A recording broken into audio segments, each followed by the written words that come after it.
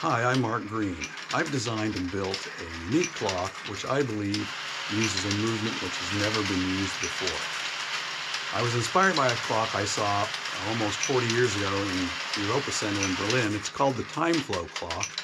It was designed and built by Bernard Dutron, and it's a pendulum action clock that measures out packets of water, and the water circulates through a series of tubes and chambers, with the chambers filling to indicate the hours and minutes of time that have passed.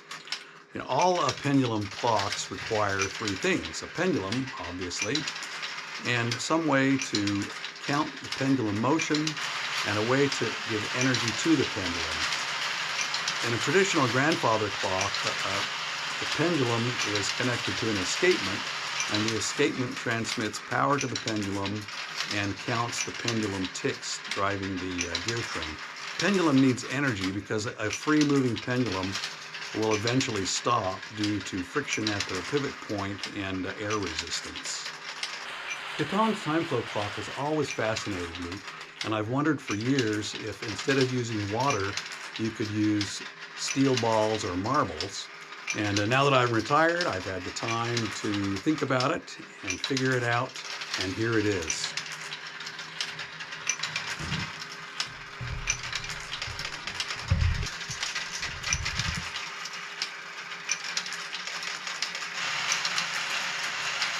The clock is made from 3D printed PLA. It consists of around 70 separate parts.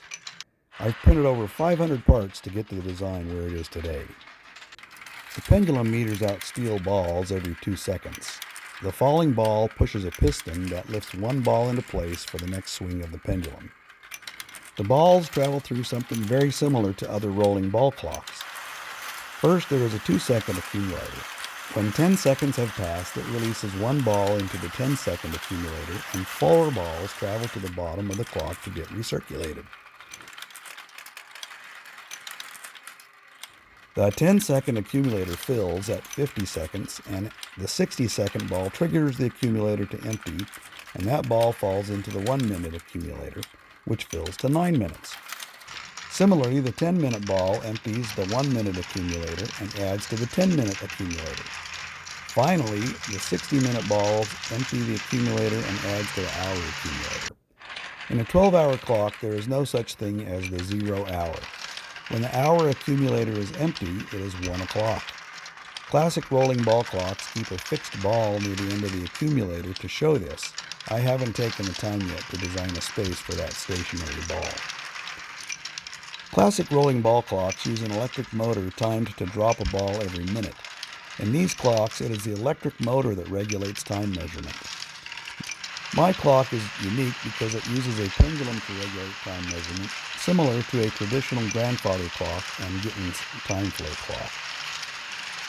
The recirculating balls travel down ramps at the back of the clock and collect at the bottom front of the clock. A stepper motor, controlled by an Arduino microcontroller, moves the balls back to the top of the clock. The motor runs until a sensor indicates the upper trough is full.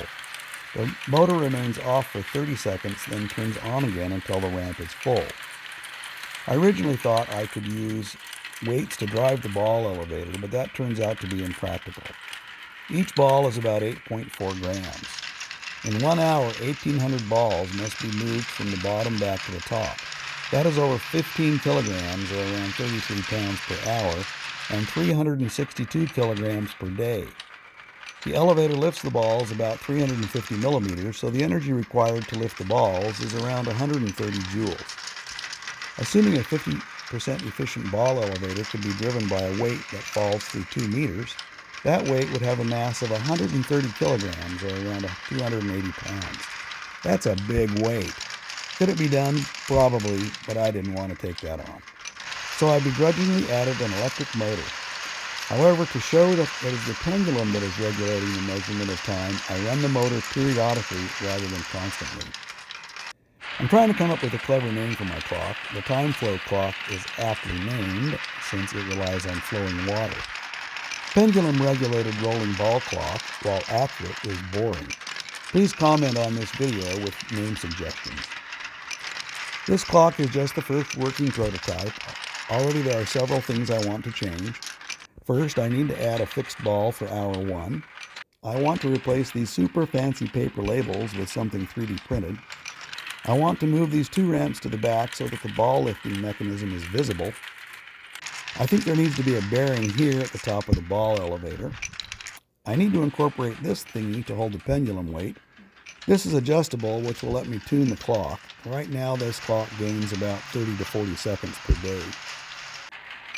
I'll post new videos as I incorporate these changes. Hit the subscribe button and click the bell icon if you want to be notified when a new video is released.